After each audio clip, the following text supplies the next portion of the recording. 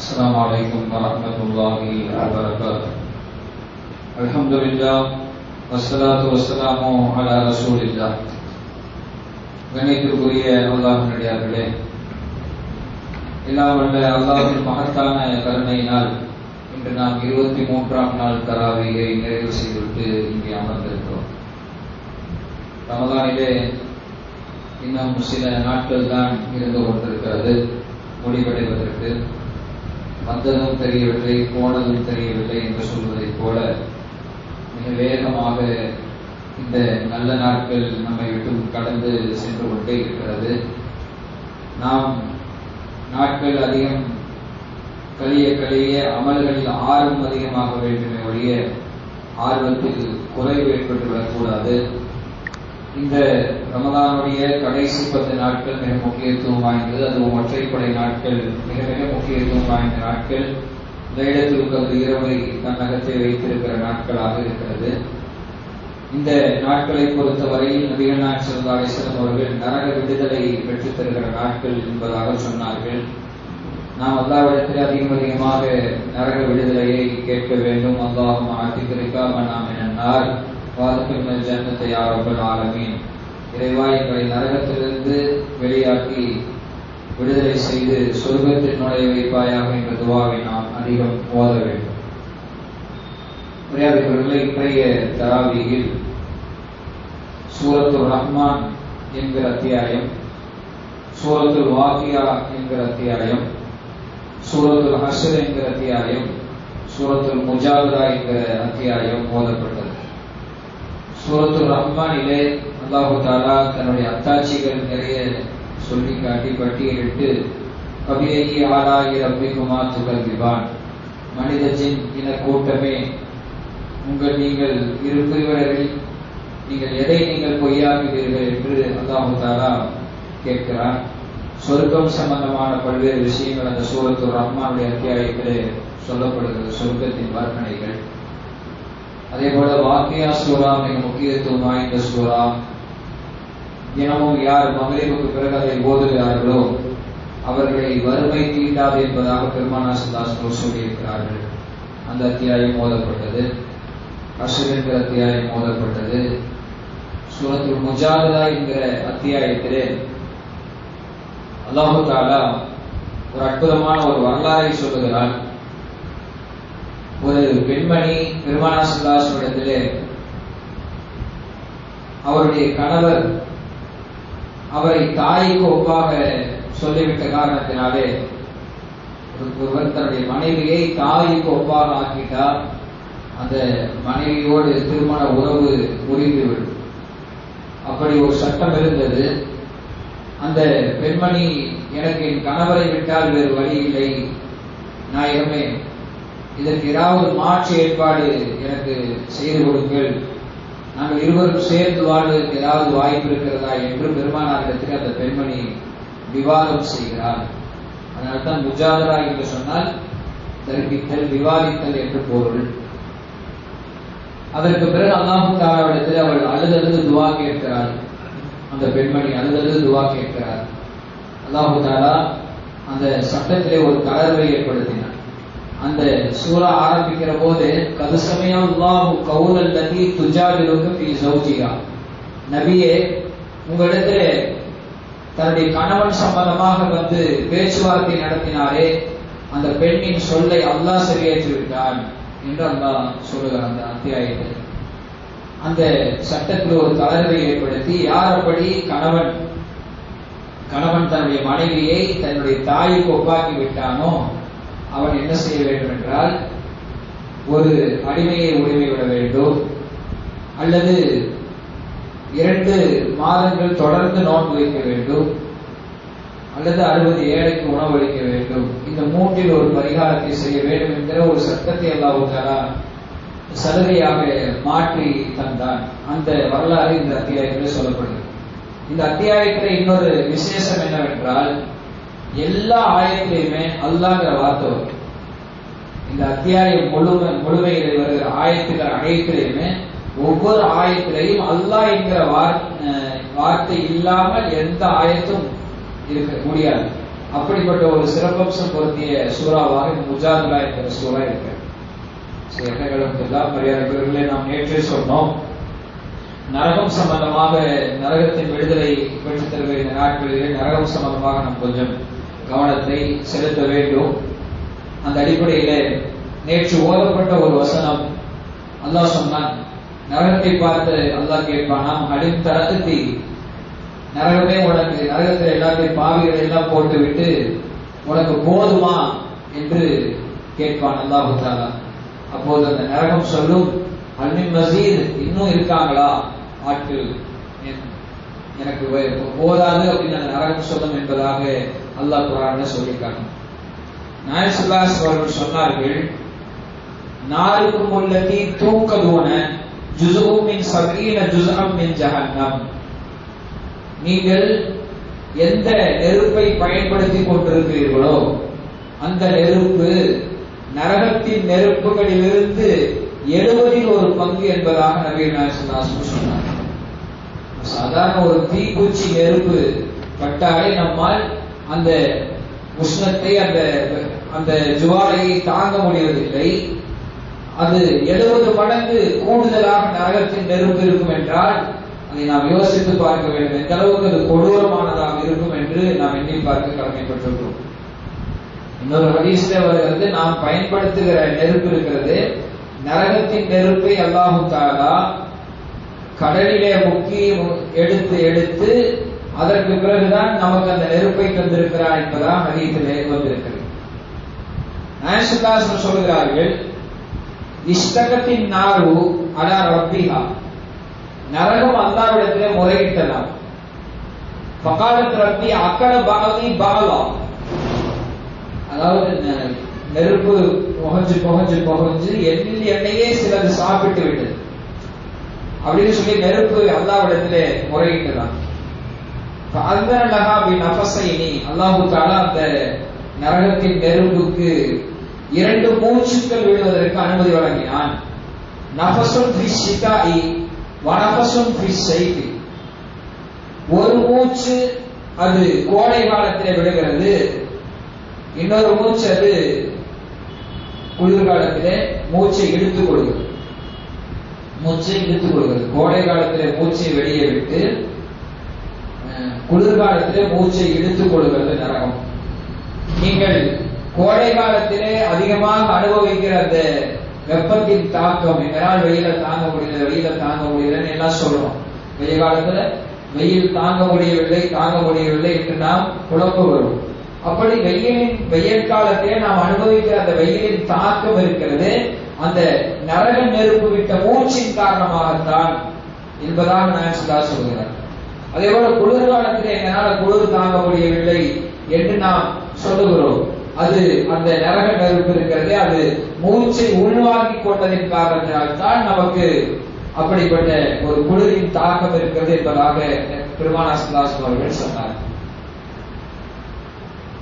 நாயகம் சொல்கிறார்கள், அபரிது பிஸ் ஸலாத்தி ஃபைன்ன சித்தத்தல் ஹர்ரி மின் ஃபைஹி ஜஹன்னம், நீங்கள் தொழுகையை கொண்டு குளிர்ச்சியாக்கிக் கொள்ளுங்கள் என்று நாயகம் அவர்கள் சொன்னார்கள்.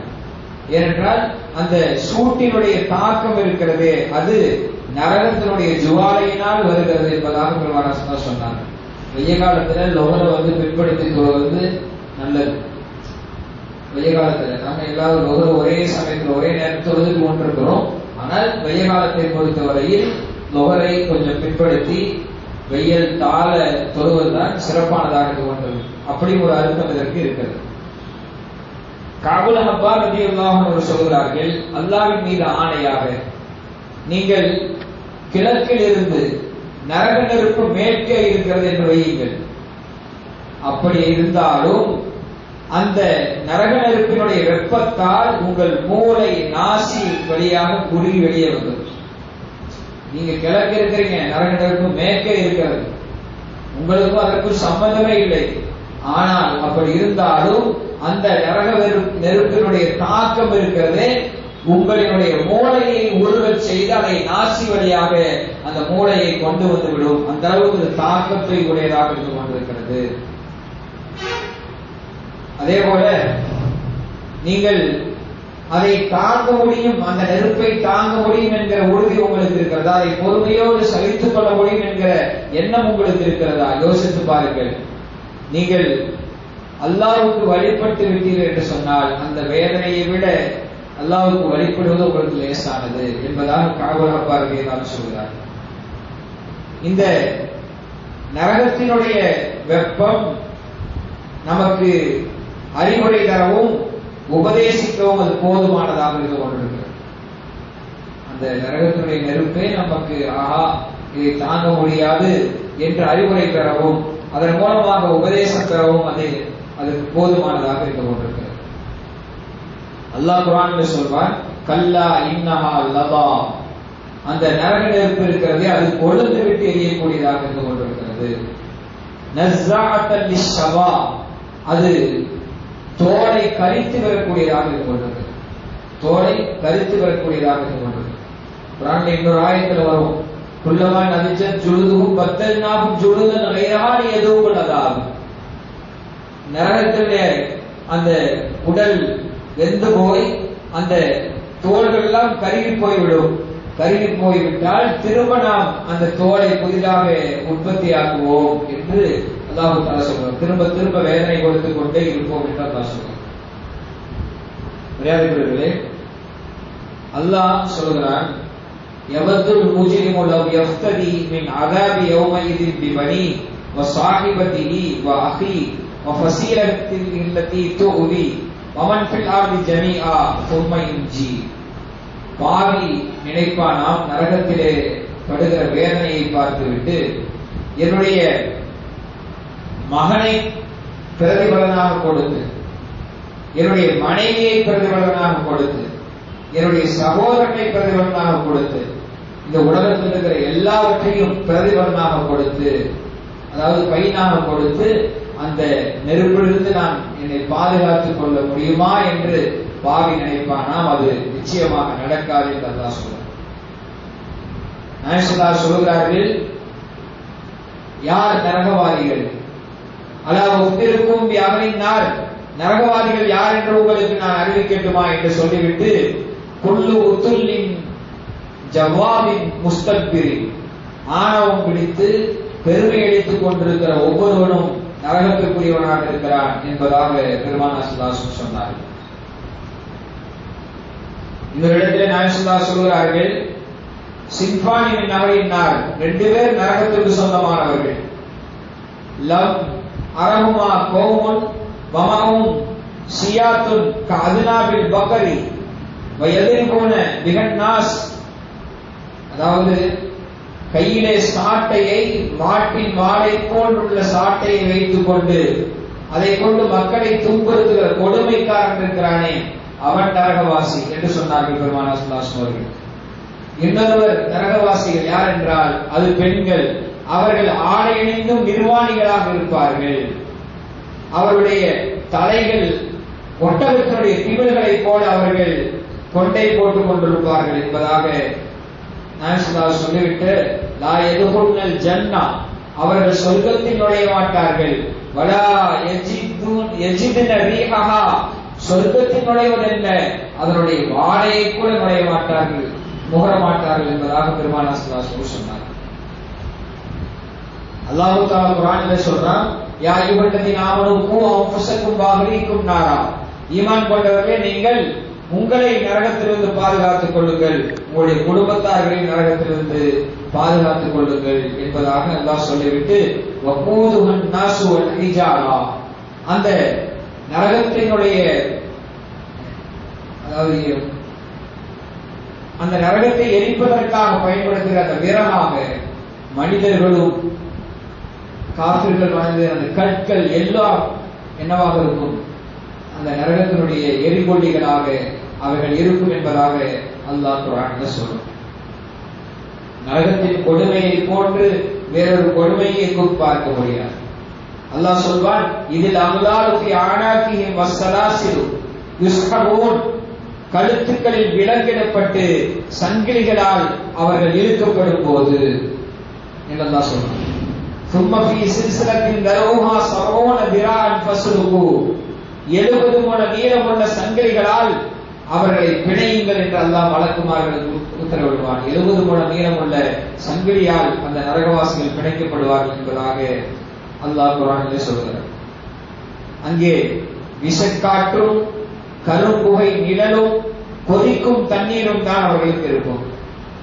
இன்றைக்கு ஓதப்பட்ட திருக்குர்ஆன் வாக்கியா சூராவிலே அல்லாஹ் சொல்வான், வஸ்ஹாபு ஷிமாலி வஸ்ஹாபு ஷிமால், இடதுவாசிகள் இடதுபுறவாசிகள் அவர்கள் ஃபீ ஸமூமின் வ ஹமீம் வதில்லின் மின் யஹ்மூம் லா பாரிதின் வலா கரீம், அவர்கள் விஷக்காற்றுகளிலேயும் புகை நிழல்களிலேயும் குளிர்ச்சியே இல்லாத தண்ணீர், கொதிக்கிற தண்ணீரும் தான் அவர்களுக்கு இருக்கும் என்பதாக அல்லாஹ் குர்ஆனில் சொல்றார்.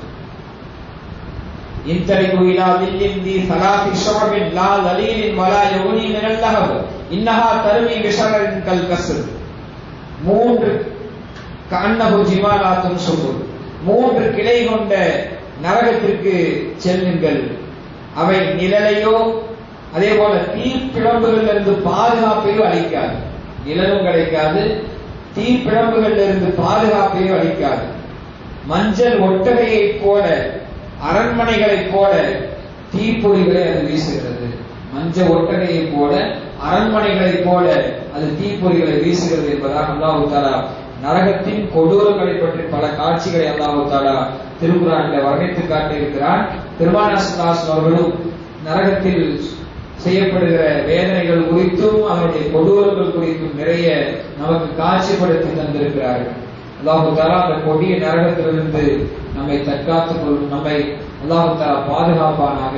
நாம் அனைவரும் அந்த நரகத்திலிருந்து எந்த காரியங்கள் எல்லாம் நரகத்திற்கு எந்த காரியங்கள் கொண்டு போய் சேர்த்துமோ அந்த காரியங்களை தவிர்த்து நடக்கக்கூடியவர்களாகவும், அந்த நரகத்திலிருந்து நம்மை எந்த காரியங்கள் விளக்குமோ அந்த காரியங்களை நாம் செய்யக்கூடியவர்களாகவும் அல்லாஹ் தஆலா ஆக்குவானாக. சொர்க்கத்தில் எந்த காரியங்கள் கொண்டு போய் சேர்த்துமோ அந்த காரியங்களை செய்யக்கூடிய அல்லாஹ் தஆலா அனைவரும் ஆக்குவானாக. இன்ஷா அல்லாஹ் நாம் தொடர்ந்து நரகம் சம்பந்தமாக பார்ப்போம். அல்லாஹ் தஆலா எதை சொன்னோமோ எதை கேட்டோமோ அதன் அடிப்படையில் செய்யக்கூடிய நட்பாக்கியத்தை நம்மளுக்கு தந்தருவானாக. ஆமீன். வாஹிரு தஅவானா அல்ஹம்துலில்லாஹி ரப்பில் ஆலமீன். அஸ்ஸலாமு அலைக்கும் வரஹ்மத்துல்லாஹி வபரகாத்துஹு.